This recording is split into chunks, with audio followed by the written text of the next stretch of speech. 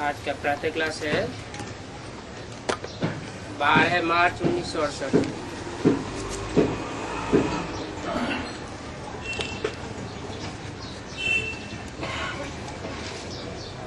बेहद का बाप सभी बच्चों को समझाते हैं।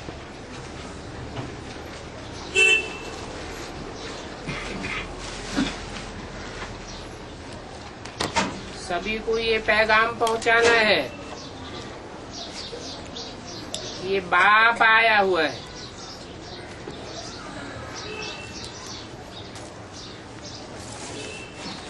समझाने वाला कौन है?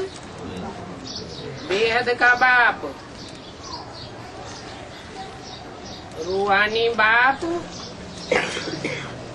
जिस्मानी बेहद के बाप में समाया हुआ है और सभी बच्चों को समझाते हैं।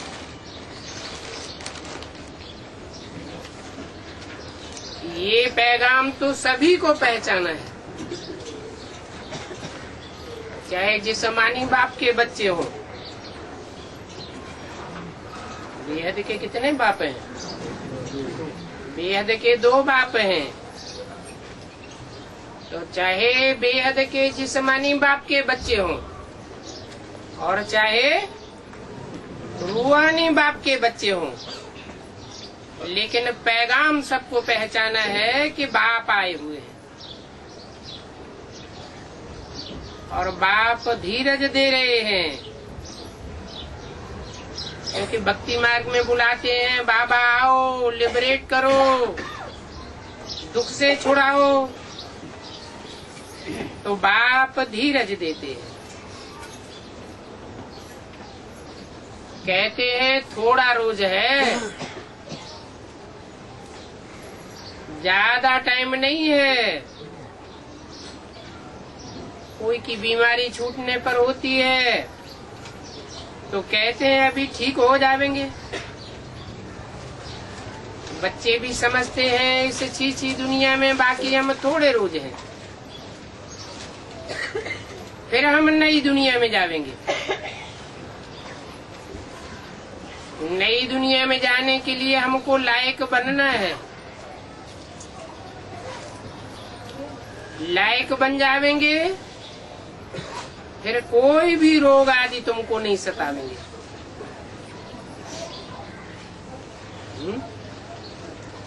रोग आदि कब तक सताते हैं?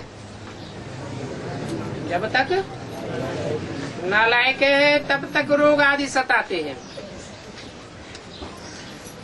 तो बाप धैर्य देते हैं और कहते हैं और थोड़ी मेहनत करो, और कोई मनुष्य नहीं है जो ऐसे धैर्य देवे।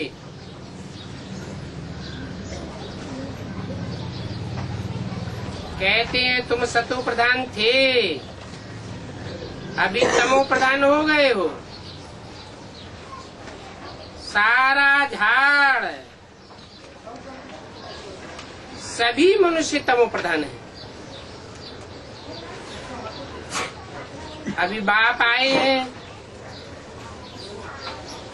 सतो प्रधान बनाने के लिए। सभी आत्माएं पवित्र बन जाएंगी। कोई तो योग बल से पवित्र बनेंगी,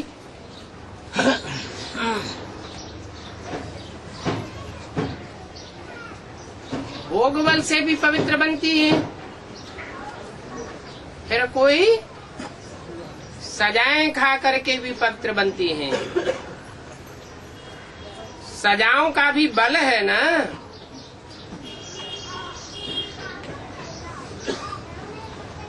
सजाओं से जो पवित्र बनेंगे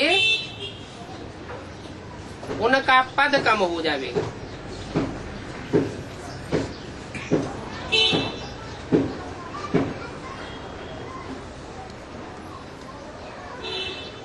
चोर डकैतों में सजा भोगने का बल ज्यादा होता है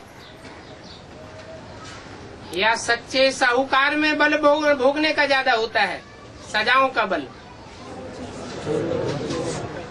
चोर चकार होते हैं उनमें सजाओं को भोगने का बल जास्ती होता है, परंतु उनका पद नीचा हो जाता है। तुम बच्चों को तो श्रीमत मिलती रहती है, कदम कदम पर श्रीमत मिलती रहती है, मिलती रहती है। हा? कदम कदम पर श्रीमत मिलती रहती है या कोई अड़चन आती है? मिलती रहती है, कोई अड़चन नहीं है। कोई कंप्लेंट तो नहीं करते हमको फोन नहीं मिलता, ईमेल का जवाब नहीं मिलता, चिट्ठी का जवाब नहीं आता है? कोई की कंप्लेंट नहीं है? बॉम्बे में कोई कंप्लेंट नहीं। बॉम्बे हर हर बम बम के बच्चे हैं।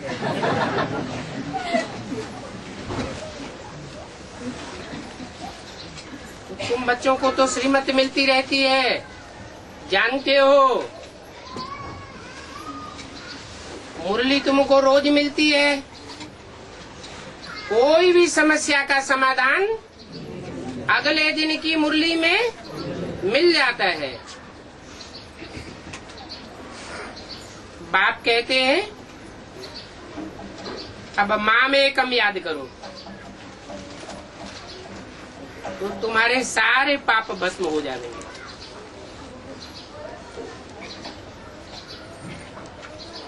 एकम का क्या मतलब है?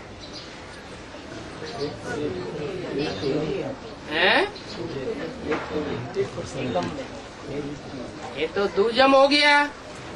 एक रूहानी बाप, रूहों का बाप, और एक जिस्मानी बाप। शिव शंकर एक है या दो हैं? है? एक है।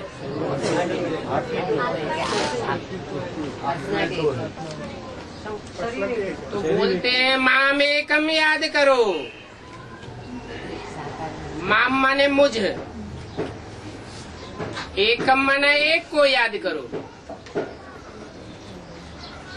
तो तुम्हारे पाप भस्म हो जाएंगे।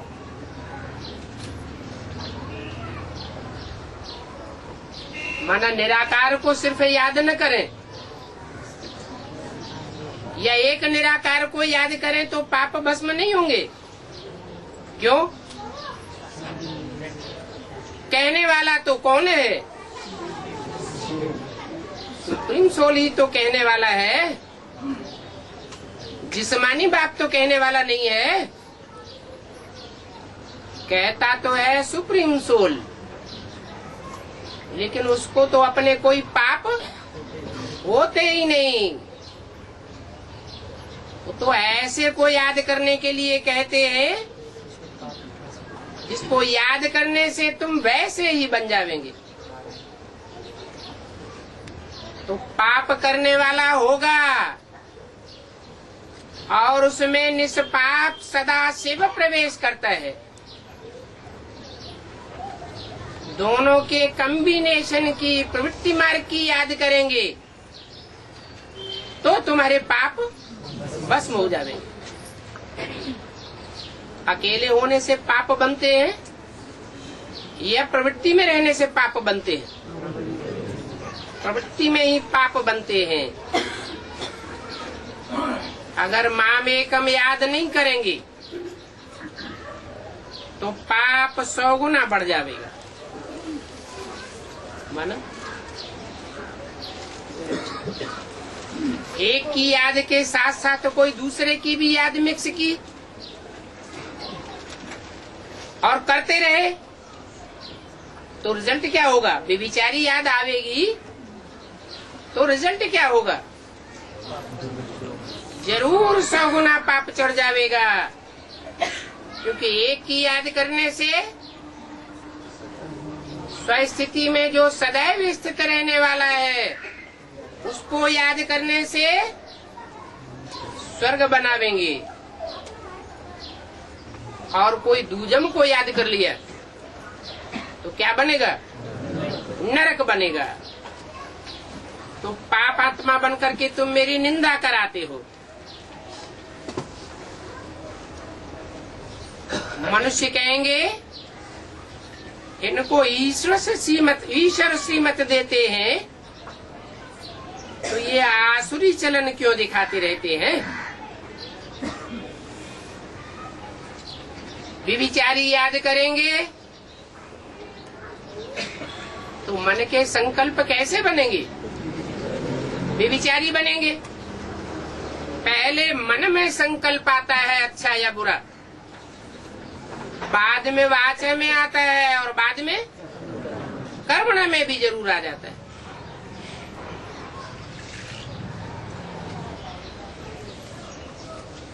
कभी लाचारी हालत भी होती है ना, बच्चे हार भी खा जाते हैं ना। अच्छे अच्छे बच्चे भी हार खाते हैं तो उनके पाप कटते ही नहीं है। किससे हार खाते हैं? माया व्यभिचारी है या व्यभिचारी? माया रावण तो व्यभिचारी है। व्यभिचारी क्या बनावेगा? उससे हार खावेंगे तो व्यभिचारी बनाता रहता है।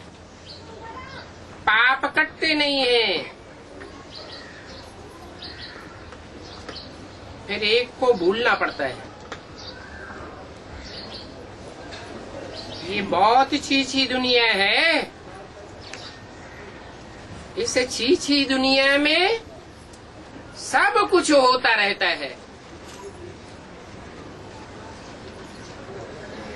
बाप को बुलाते ही है कि आकर के बाबा भविष्य नई दुनिया के लिए रास्ता बताओ।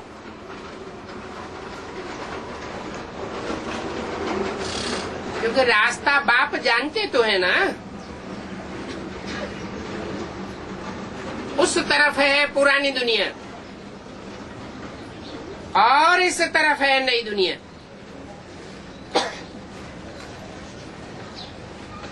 तुम सेना हो। कौन कौन सी सेनाएं प्रसिद्ध हैं? रावण की सेना, राम की सेना, पांडव सेना और कौरव सेना। असुरों की सेना, देवताओं की सेना।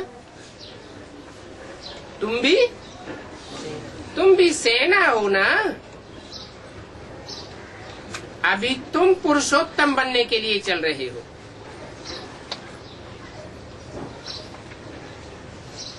असुरों की सेना ने लक्ष्य नहीं लिया हुआ है क्या बनने का? पुरुषोत्तम नारायण बनने का लक्ष्य नहीं लिया हुआ है। उनका ऊंचे से ऊंचा लक्ष्य कौन है? माया रावण ऊंचे से ऊंचा लक्ष्य है, उसको ही फॉलो करेंगे। या तो कौरवों की सेना के जो होंगे उनका ऊंचे से ऊंचा लक्ष्य कौन होगा? दुर्योधन, दुशासन, धृतराष्ट्र। और तुम्हारी सेना का एम ऑब्जेक्ट क्या है? नर से नारायण। तुम्हारा उस पुरानी दुनिया से लंगर ही उठ गया है। लंगर माना नाव जब चलना शुरू होती है तो उसका लंगर उठाए देते हैं। एक किनारे से लंगर उठाए करके दूसरे किनारे पर ले जाते हैं। तो कहाँ से लंगर उठ गया है? इस पुरानी दुनिया से तुम्हारा लंगर उठ गया है। अभी नाव विषय सागर में पड़ी हुई है, विषय वैतरणी नदी में पड़ी हुई है या क्षीर सागर में है? विषय सागर में नाव पड़ी हुई है लेकिन लंगर उठ गया है।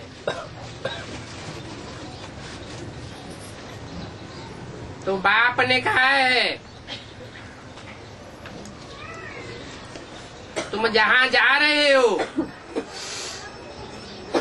उस डेस्टिनेशन को ही याद करो। कौन सा डेस्टिनेशन है? अरे सागर में पड़ी हुई है नैया, पुरानी दुनिया से लंगर उठ गया है, विषय सागर से अब हम पार जाएंगे। डेस्टिनेशन माने पहुंचने का स्थान कौन सा है? क्षीर सागर। बाप ने कहा है मेरे को याद करने से तुम्हारे पाप कट जाएंगे।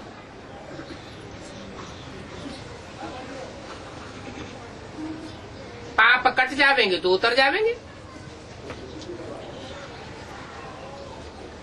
दो ही तरीके हैं पाप कटने के, या तो योग बल से या तो सजाओं से। परंतु हर एक आत्मा प्योर तो जरूर बननी है।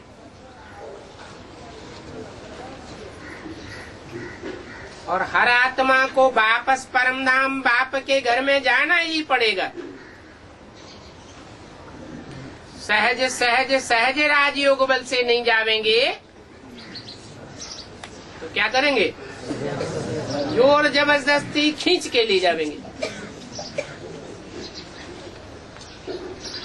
सजाओं का अनुभव होगा। पाठ तो सभी को अपना अपना मिला हुआ है। कोई को सहज सहज पाठ मिला हुआ है और कोई को हठ योगी का पाठ मिला हुआ है। बाप कहते हैं जो भी तुम्हारा पाठ हो, परंतु ये तुम्हारा अंतिम जन्म है। इसके बाद फिर कोई नया जन्म इस दुनिया में पुरुषार्थ करने के लिए नहीं मिलेगा।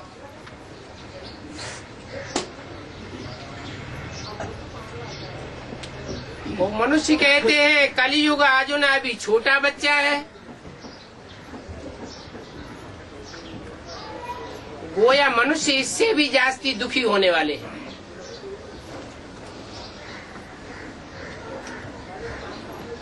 तुम संगंगी ब्राह्मण तो समझते हो,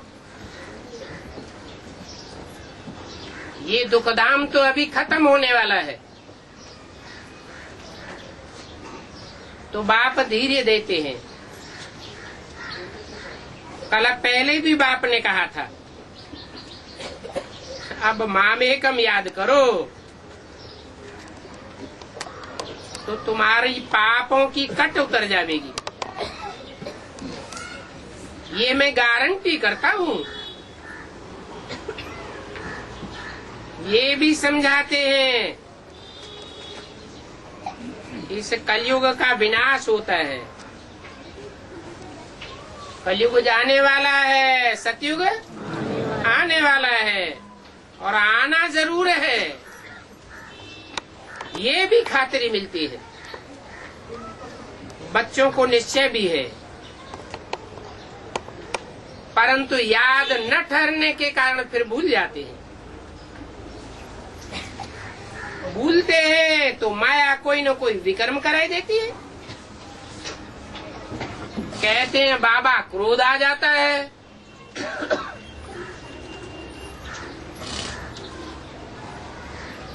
अब क्रोध को तो भूत कहा जाता है। ये 5 भूत बहुत दुख देते हैं।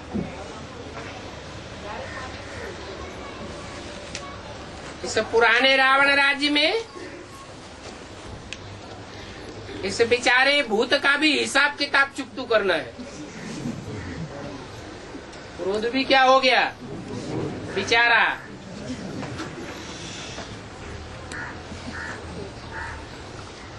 जिनको आगे काम कब नहीं सताता था उनको भी काम बेकार मर्ज हो जाता है। कहते हैं बेसिक में हम बहुत अच्छे चलते थे, और एडवांस में आने के बाद हमको पहला भूत बहुत सताने लगा।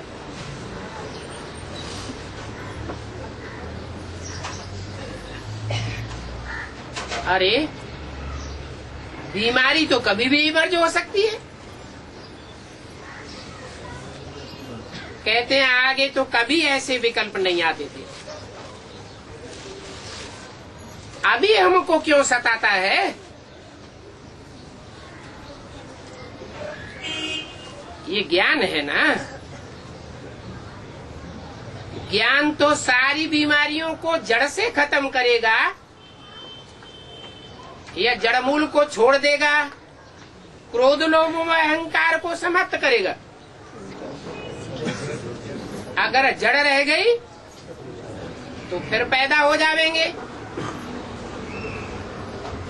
तो काम विकार तो सब विकारों की जड़ है। ये ज्ञान सारी बीमारी को बाहर निकालता है।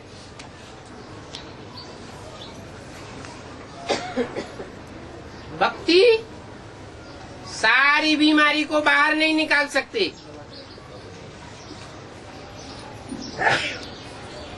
ये है ही अशुद्ध विकारी दुनिया। 100% पतित,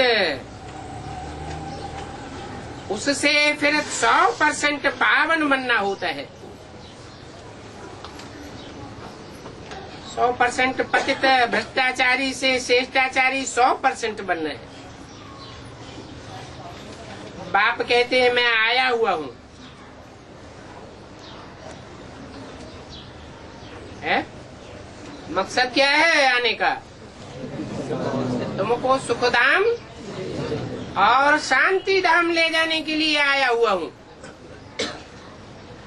बीच में ही छोड़ के भाग जाऊंगा क्या?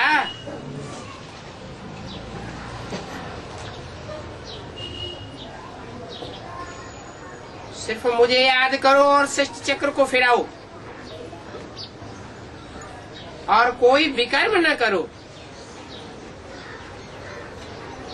जो गुण इन देवताओं में है ऐसे गुण धारण करने हैं। बाबा कोई तकलीफ तो नहीं देते हैं। कोई कोई घरों में भी इविल सोल होती है तो आग लगाई देती है,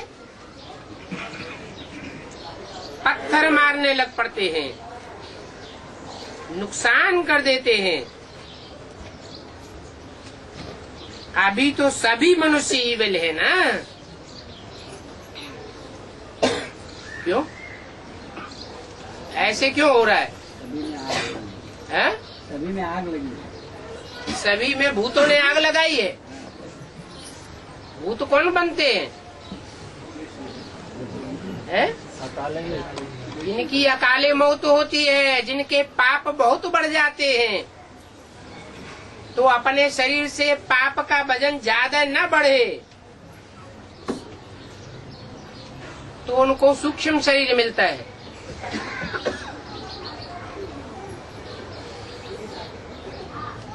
वो दूसरों में प्रवेश करते हैं। जिनके तन के द्वारा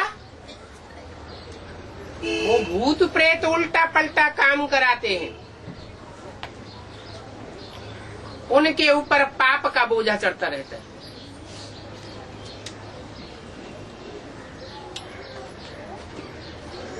सवाल है कि इन इविल सोल की संख्या क्यों बढ़ती जा रही है, जो सबके अंदर भूत प्रवेश करते जा रहे हैं? क्या कारण है? अकाले मौत बढ़ती जा रही है। दुनिया में विनाश बरपा होगा। चाहे तृतीय विश्व युद्ध हो और चाहे चतुर्थ विश्व युद्ध हो, ढेर की ढेर अकाले मौत होंगी। तो ये आत्माएं कहाँ जाएंगी? है? जरूर प्रवेश करती रहती है। दुश्मनी होती है तो फिर स्थूल में भी कर्म भोग होता है।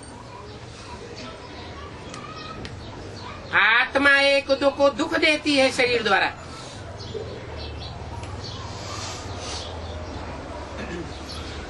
शरीर नहीं है तो दुख नहीं दे सकते।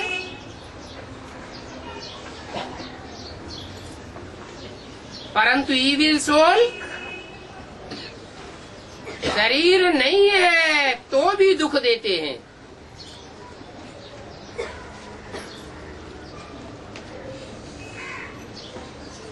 बच्चों ने देखा है, घोस्ट जिसको कहते हैं वो सफेद छाया माफिक देखने में आता है।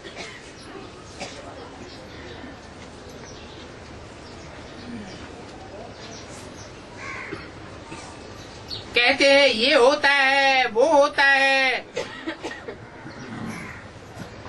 बाप कहते हैं उनका कुछ ख्याल नहीं करना होता है। तुम जितना बाप को याद करेंगे उतना ये सब खत्म होता जाएगा।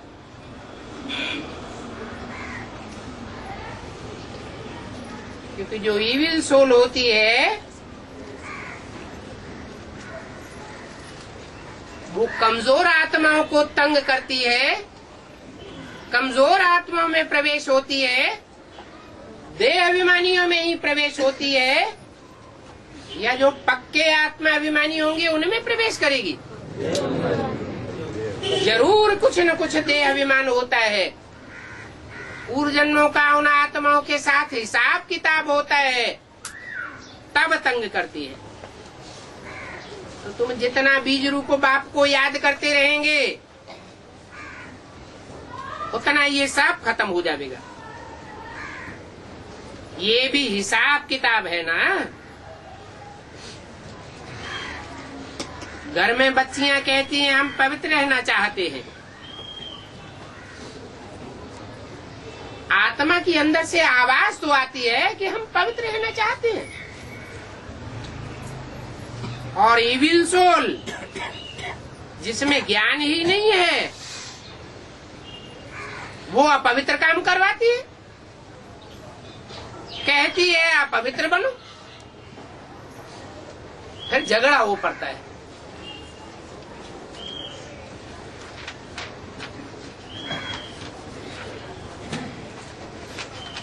कितना हंगामा हो जाता है।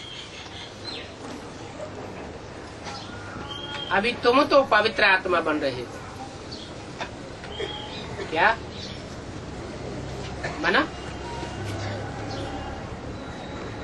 जो आत्मिक स्थिति में स्थित होने वाले पूरे पक्के 84 जन्म लेने वाले बच्चे हैं, सूर्यवंशी हैं, उनमें और धर्म की आत्माएं प्रवेश नहीं कर सकती। चंद्रवंशी ही प्रवेश करेंगे, परंतु वो भी दो प्रकार की आत्माएं होती है। एक ईविल सोल होती है दुख देने वाली, और दूसरी होती है फरिश्ता स्वरूप। पवित्र आत्मा बन रहे हो, वो तो अपवित्र आत्माएं हैं, उनको इविल सोल कहा जाता है। तो कितना दुख देती है। इतना दुख देती है कि मार मार के हड्डियां भी तोड़ देती है।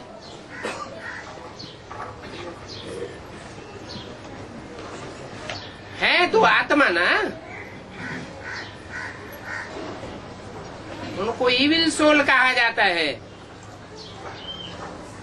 तमो प्रधान है ना।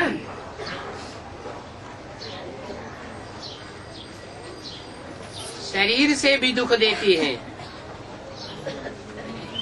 बिना शरीर भी दुख देती है।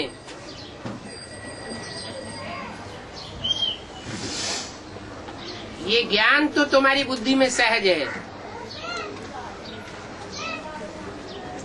तुम जितना जितना सुदर्शन चक्रधारी बनते जाएंगे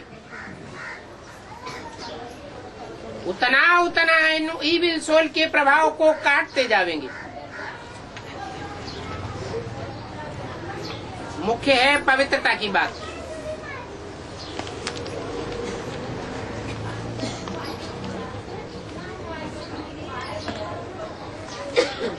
कन्याओं माताओं में भी जिन दिनों पवित्र दिनचर्या होती है उन दिनों उनका प्रभाव नहीं होता है। जब शरीर अस्वस्थ होता है,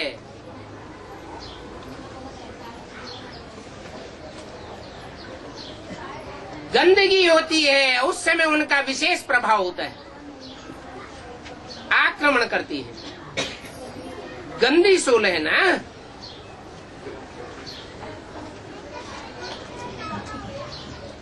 इसके लिए बाप को फिर बहुत याद करना है प्यार से। अपन को आत्मा समझ बाप को याद करो। रावण को ईविल कहेंगे।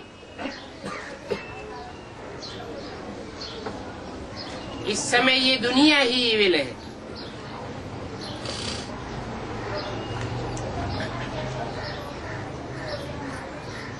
क्या है? क्या नाम दिया? ईविल। ईव इल। ईव माना क्या? अरे एडम के साथ ईव का नाम लिया जाता है ना। ईव माना क्या है? एडम है सारी मनुष्य शक्ति का बाप और ईव है माता। वो माता ईव है। सतो प्रधान होती है तो जगदम्बा का पार्ट बजाती है और तमो प्रधान बनती है इल माना बीमार पड़ जाती है। आत्मा बीमार हो जाती है तो बुद्धि में ईविल संकल्प चलेंगे या श्रेष्ठ श्रीमत के अनुसार संकल्प चलेंगे। मन अगर बीमार होगा तो संकल्प कैसे चलेंगे? गलत संकल्प ही चलेंगे। ईविल एक दो से अनेक प्रकार के दुख पाते हैं और दुख देते हैं, परंतु सभी की दवाई एक ही है। बाप कहते हैं मन मना भव। क्या? माम एकम याद करो। मना कोई कहते हैं माँ बाप दोनों को याद करें तो क्या अंतर पड़ेगा? माँ बाप तो एक ही है ना। अरे आत्माएं दो हैं कि एक है? एक ही आत्मा है माँ बाप की। आत्माएं तो दो है। पुरुषार्थ भी एक प्रकार का होगा या दो प्रकार का होगा? पुरुषार्थ भी दो प्रकार का हो जाता है।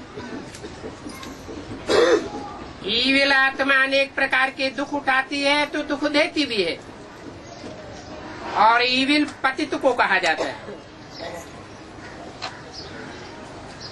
क्या? पावन देवताओं को ईविल नहीं कहेंगे। पतित आत्मा में भी 5 विकार अनेक प्रकार के होते हैं। कोई में विकार की आदत, कोई में गुस्से की आदत, कोई में तंग करने की आदत और कोई में यूं ही नुकसान करने की आदत होती है। विकार की आदत होती है तो सताते हैं। विकार न मिलने से क्रोध में आकर के मारते भी हैं।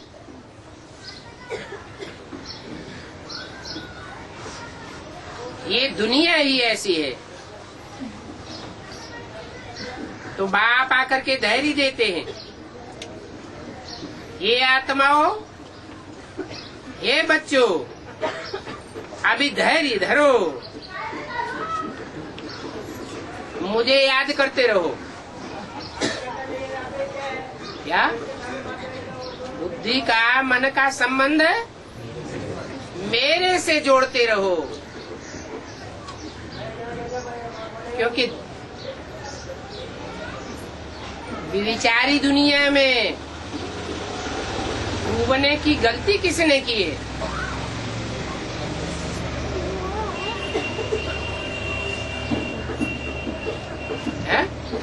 बाप ने तो जो दुनिया बनाई उसमें राधा की दृष्टि कृष्ण में और कृष्ण की दृष्टि राधा में ही डूबती थी। 21 जन्मों का तुम्हारा अभिविचारी साथ था। फिर द्वापर युग से रावण ने तो तुमको आकर्षित किया, परंतु सब एक जैसे आकर्षित होते हैं क्या? है? कोई हमको बुलाए, आओ हमसे दोस्ती करो, तो जिसको बुलाया जाए उसकी स्वेच्छा की बात है या जबरियन कोई खींच लेगा? स्वेच्छा की बात है। ये गलती तुम्हारी है जो तुम बाप को छोड़ करके अनेकों को याद किए। अभी एक बाप को याद करो, मुझे याद करते रहो और दैवी गुण धारण करते रहो। ऐसे भी नहीं कहते हैं कि तुम अपना धंधा आदि मत करो या रिश्वत न लो।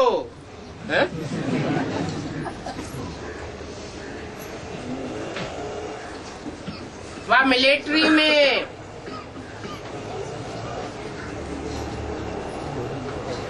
किसी को मारो नहीं, पुलिस में हो तो किसी को मारो नहीं। मिलिट्री वालों को मारना तो पड़ता है ना,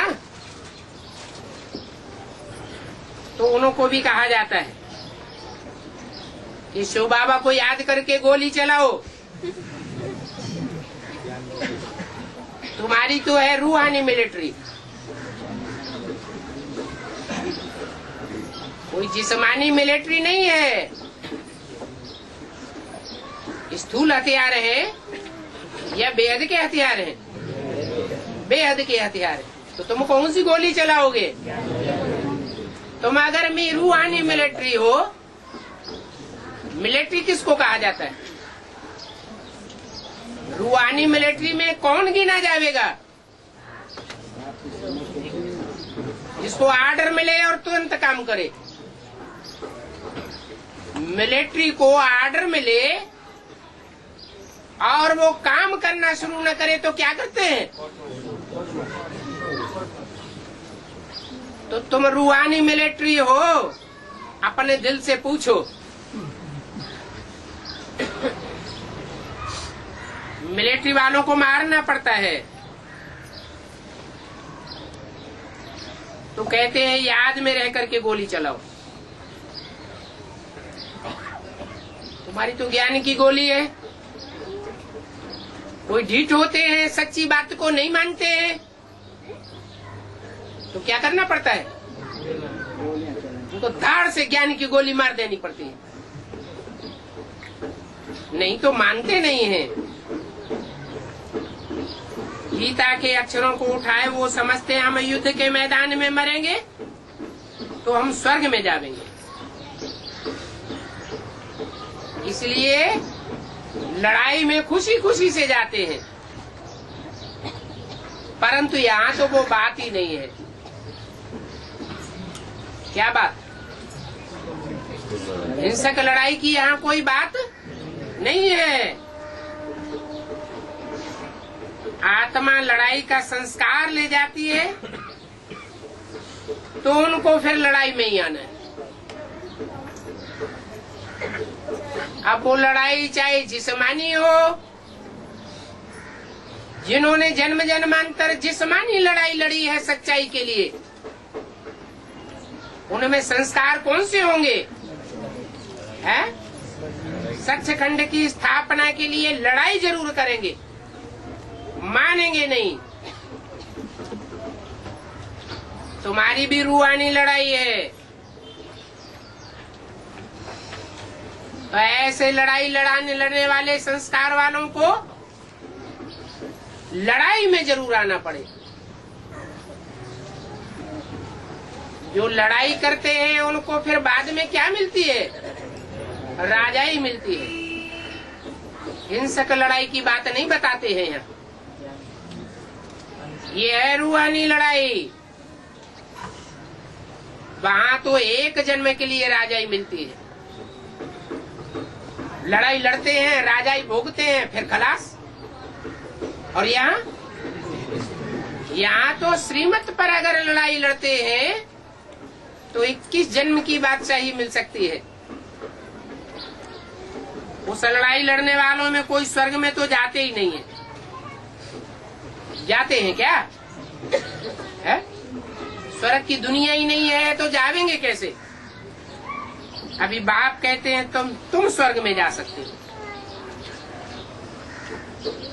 सिर्फ शिव बाबा को याद करो। एक ही शिव बाबा को याद करना है, ये शर्त है। तो तुम स्वर्ग में जरूर जावेंगे। परंतु स्वर्ग में जाने के बाद, अनेक जन्म सुख भोगने के बाद फिर इस दुनिया में जरूर आवेंगे। फिर भी बाप रहम दिल तो है ना। समझाते हैं कोई विकर्म न करो तो तुम विकर्माजीत बनेंगे। ये लक्ष्मी नारायण विकर्मा जीते हैं ना, फिर रावण राज्य में विकर्मी राजा बन जाते हैं। विक्रम संवत होता है ना। मनुष्यों को तो कुछ भी पता नहीं है। तुम बच्चे अभी जानते हो ये लक्ष्मी नारायण विकर्माजीत राजाते कहते हैं विकर्माजीत नंबर 1। फिर 2500 वर्ष के बाद विक्रम संवत शुरू होता है। सतयुग के मोहजीत राजा की भी कहानी है ना। कौन सा राजा है? सत्य हरिश्चंद्र की कहानी है ना। बाप कहते हैं अभी सत्य हरिश्चंद्र मिसल नष्टो मोहा बनो। बाप बाप नहीं, पत्नी पत्नी नहीं, बच्चा बच्चा नहीं। पूरी परीक्षा होगी। तो माँ में कम याद करो तो लगाव टूट जावेंगे, पाप कट जावेंगे। जो 2500 वर्ष पाप हुए हैं वो 50 वर्ष में तुम भस्म करके सतो प्रधान बन सकते हो।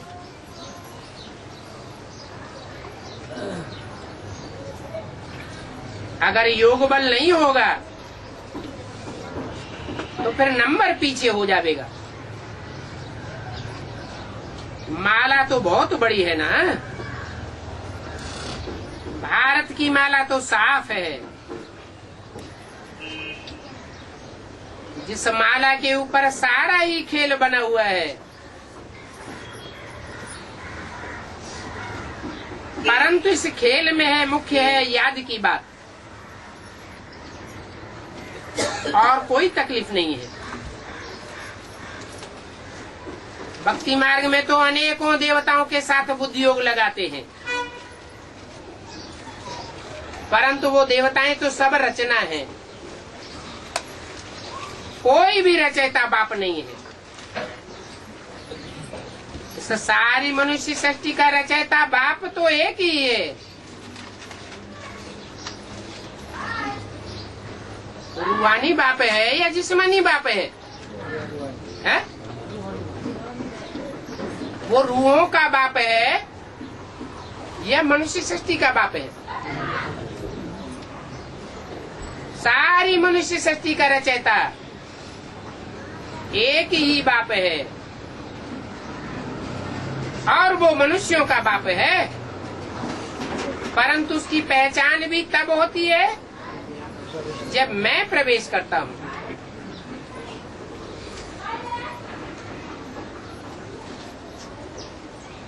तो बाप कहते हैं माम एकम याद करो। जैसे भक्ति मार्ग में पहले तुम सिर्फ मेरी भक्ति करते थे, अभी पिछाड़ी में तुम मुझे याद करो। क्या भक्ति मार्ग के आदि में भी तुम किसको याद करते थे? एक को या अनेकों को? भक्ति मार्ग के आदि में तुम्हारी भक्ति भी सतो प्रधान थी, तो तुम अभी विचारी भक्त थे, एक को याद करते थे। अभी तमो प्रधान बने हो। बाप आते हैं तो समझाते हैं ये बेविचारी भक्ति छोड़ो और एक को समझ करके एक को याद करो।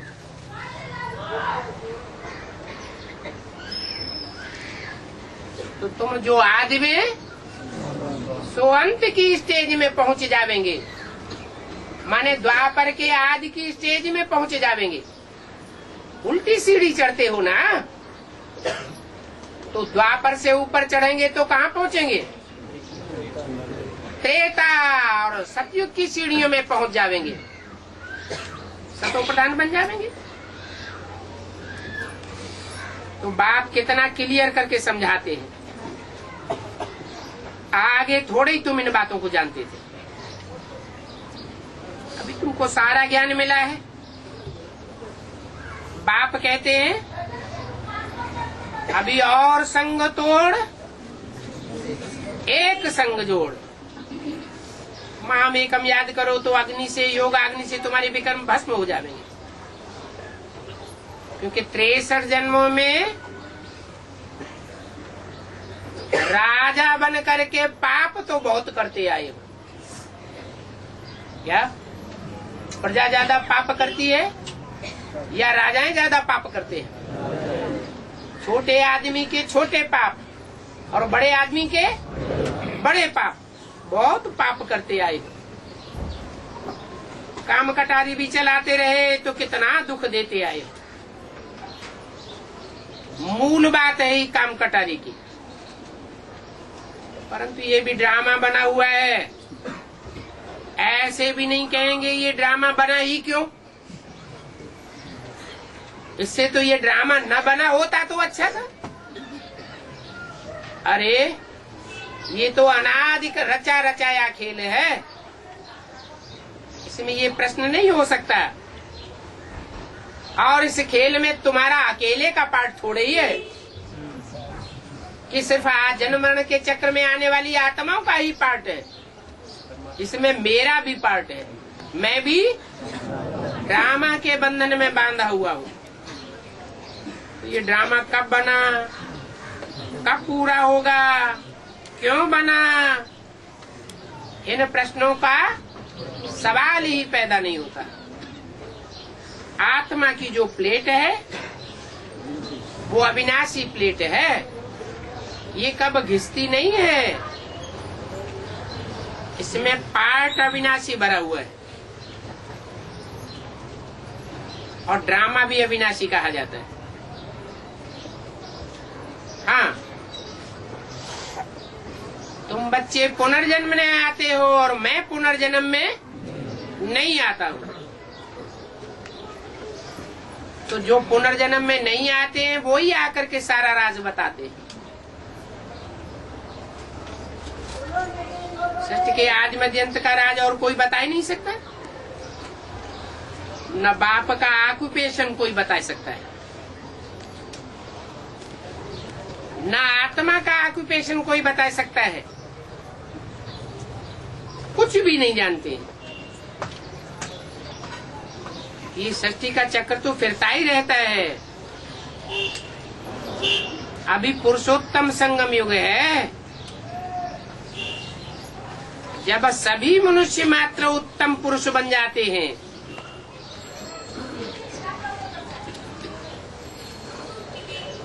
सभी मनुष्य मात्र उत्तम पुरुष बनते हैं, बनते हैं? नहीं बनते। हर आत्मा सतो प्रधान नहीं बनती है? अरे अपने ग्रुप में तो पुरुषोत्तम बनते हैं। तो जब आत्माएं पुरुषोत्तम बन जाती हैं तो शांति धाम में सभी आत्माएं पवित्र उत्तम बन करके जाती है। वो शांति धाम है पावन धाम। नई दुनिया में भी पवित्र है। वहाँ शांति तो है ही है, फिर शरीर मिलने से पार्ट बजाते हैं। ओम शांति।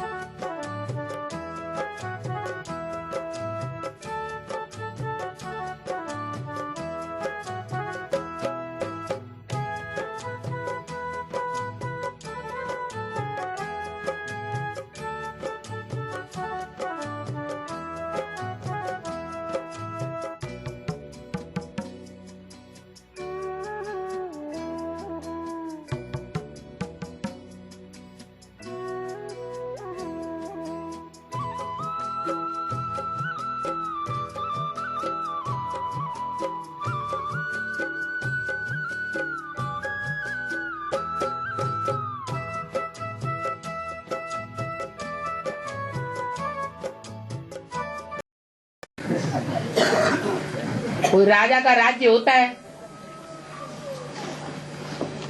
तो राजा बड़ा होता है या मिनिस्टर बड़े होते हैं?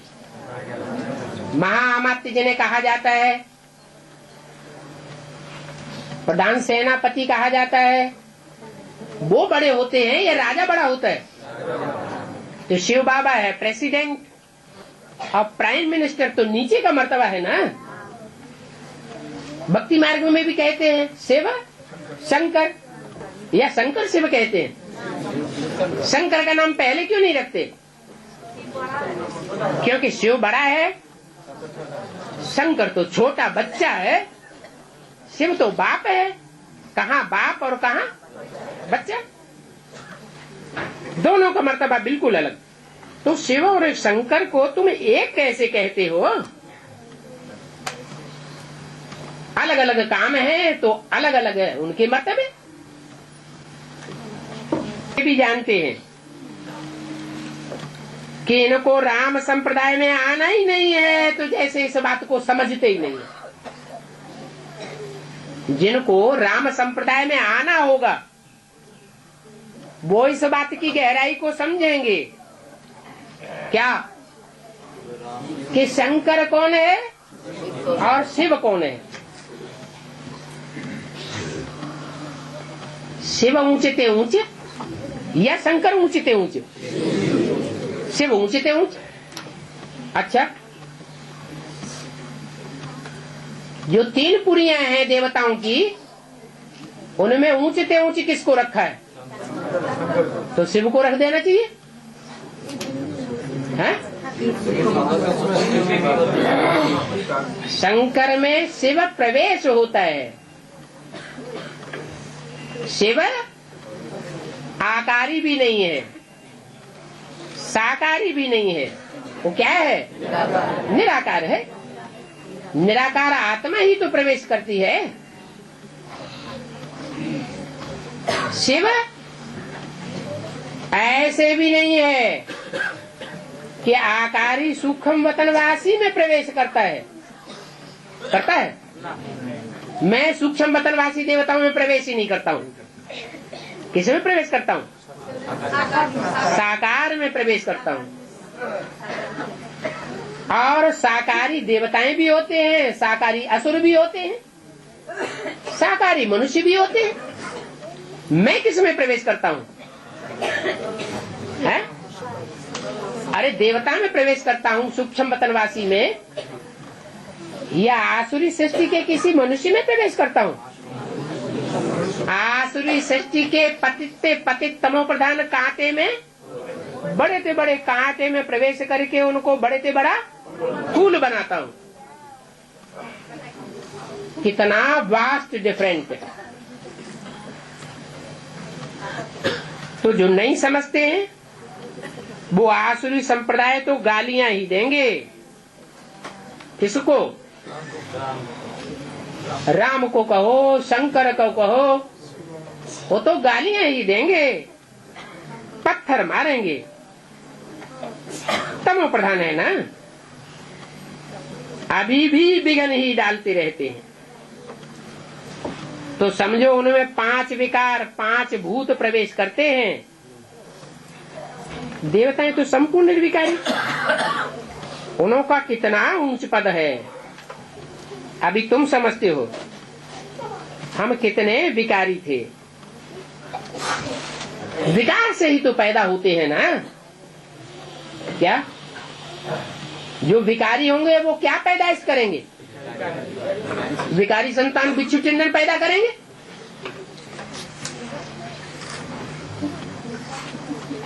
और शिव बाबा है? शिव बाबा न तो निर्विकारी कहेंगे, शिव बाबा को निर्विकारी देवता कहेंगे न। वो मैं न देवता बनता हूँ, न मैं मनुष्य बनता हूँ, न मैं राक्षस बनता हूँ, न ब्राह्मण बनता हूँ, न शूद्र बनता हूँ। तो क्या है? मैं जिसमें प्रवेश करता हूँ वो विकारी होता है, और मैं तो एवर प्योर हूँ। शरीर एक ही है, लेकिन एक ही शरीर से दो प्रकार के पार्ट, एक विकारी और एक निर्विकारी। साधारण तन में प्रवेश करता हूँ या असाधारण तन में प्रवेश करता हूँ? साधारण तन में प्रवेश करता हूँ तो कर्म कैसे करता? साधारण कर्म ही करता है, लेकिन कर्मों का फर्क तो पता चलना चाहिए ना, है? वही कर्म साधारण विकारी मनुष्य करते हैं तो रिजल्ट क्या आता है? और वही कर्म जिस विकारी तन में प्रवेश करता है शिव, वो साधारण तनधारी भी वही कर्म करता है, लेकिन रिजल्ट क्या होता है? असाधारण रिजल्ट होता है। दुनिया कहती है आग और कपूस इकट्ठे नहीं रह सकते, और इकट्ठे रहेंगे तो विकारी संतति जरूर पैदा होगी। और तुम क्या कहते हो? आग और कपूस इकट्ठे भल रहे, परंतु अगर आत्मिक स्थिति है, परमात्मा बाप की याद है, तो आग और कपूस इकट्ठे होते हुए भी विकारों की आग नहीं लग सकती और विकारी संतान की पैदाइश नहीं हो सकती।